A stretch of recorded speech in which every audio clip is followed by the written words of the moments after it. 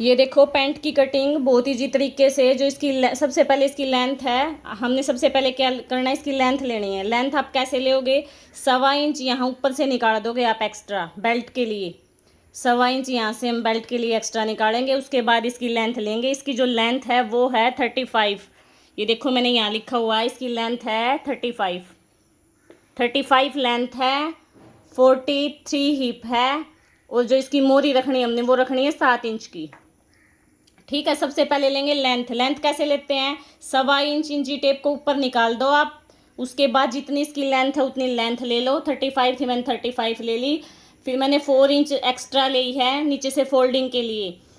नीचे से फोल्डिंग के लिए आप अपने अकॉर्डिंग ले सकते हो, जितनी चौड़ी आपने नीचे से फोल्ड करनी है उतनी आप ले सकते हो। मैंने ये 4 इंच की फोल्ड करनी थी, थोड़ी ज़्यादा चौड़ी करनी थी तो मैंने 4 इंच लिया है इसको। उसके बाद हम लेते हैं ये वाला हिस्सा, बेल्ट वाला।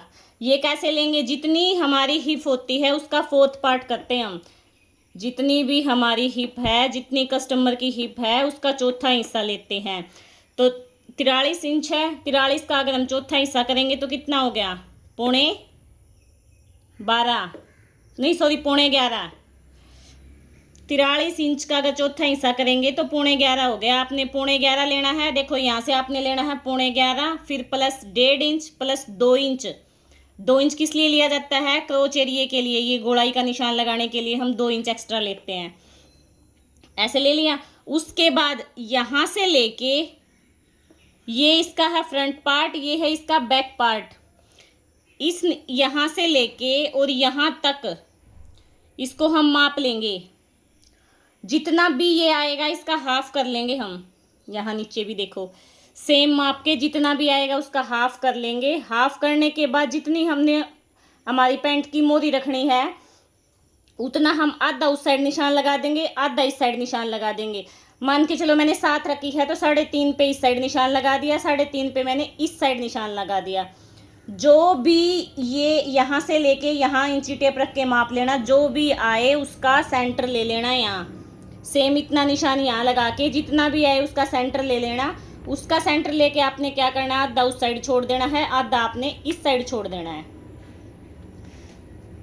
ये फिर ऐसे ऊपर जो हम प्लेट डालते हैं फ्रंट पार्ट में, बेल्ट पैंट में जो आगे वाले हिस्से में प्लेट डाली जाती है वो सेम ऐसे ही करना है। जो इसका सेंटर था ये यहाँ से लेके और यहाँ तक का जो सेंटर आया सेम उस सेंटर पे यहाँ सीधा निशान लगा के आप 4 या 5 इंच की प्लेट डाल सकते हो। ये अगर आप आगे बेल्ट पीछे इलास्टिक वाला बना रहे हो तो ये प्लेट डाल सकते हो। अगर आप पूरे में इलास्टिक डाल रहे हो तो ये प्लेट की कोई जरूरत नहीं है।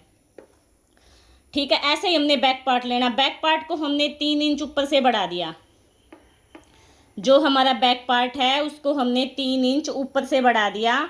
वो इसलिए बढ़ा दिया ताकि जब हम बैठते हैं तो हमारी जो पैंट है वो नीचे की तरफ खिसके ना, नीचे की तरफ ना आए, इसलिए हमने इसको 3 इंच बढ़ा दिया ऊपर से।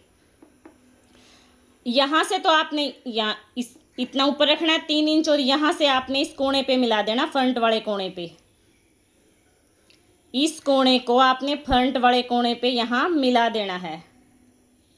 ठीक है, फिर हम क्या करते हैं, जो हमारा ये आगे वाले पार्ट का जो ये आसन था इसको ऊपर सीधा मिला लेंगे। सीधा मिलाने के बाद फिर जो हमारा बैक पार्ट होता है वो बड़ा कटता है।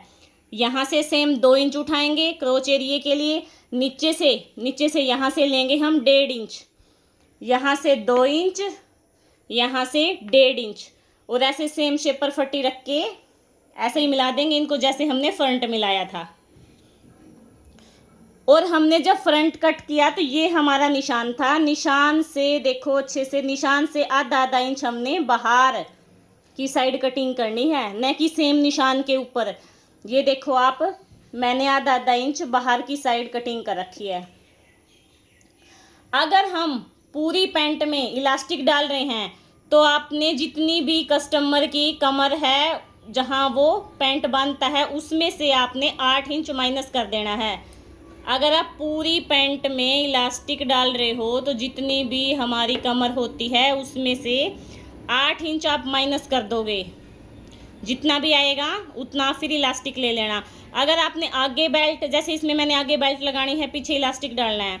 अगर आप आगे बेल्ट लगा रहे हो और पीछे इलास्टिक डाल रहे हो, तो जितनी भी हमारी कमर है उसमें से आपने 5 इंच माइनस करना है।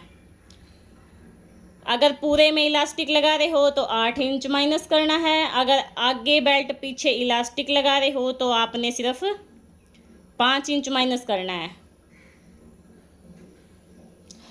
4 इंच की हम इसकी बेल्ट कटिंग करेंगे। ये साइड में से जो फैब्रिक बचेगा इसमें से हम 4 इंच की बेल्ट कटिंग करेंगे। यहाँ ऊपर बेल्ट लगाएंगे और हम फिर 14 इंच की इसकी पॉकेट कटिंग करेंगे।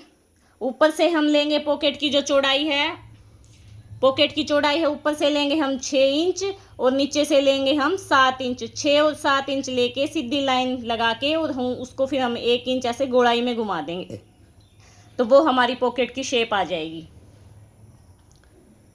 पैंट में कुछ भी नहीं है, बिल्कुल ईजी है अगर थोड़ा सा ध्यान दो तो। लेकिन जो इनकी मेजरमेंट होता है ना उसको आप अच्छे से लिख लेना। अगर आपने मेजरमेंट अच्छे से लिया है तो पैंट ना ही बीच में से घूमेगी, ना उठेगी, ना खिंचाव आएगा, कोई कमी नहीं आएगी। ए देखो, बिल्कुल साफ सुथरी कटिंग करनी है। प्रेस लगा के साफ सुथरे निशान उठाने हैं। ये नहीं है कि 2-2 4-4 निशान लगा देते हो, नहीं, निशान एक ही बार में उठाने हैं और साफ सुथरे अच्छे से उठाने हैं। ये देखो आप पैंट, अब किसी का ये साइज हो तो आप सेम ऐसे कट कर सकते हो।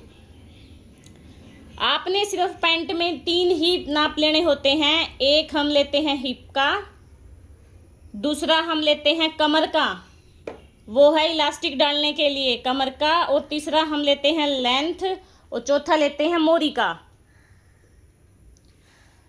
हिप का, कमर का, लेंथ का और मोरी का,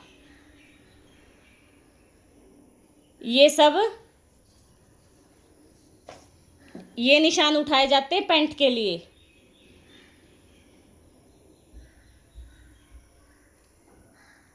ये देखो आप,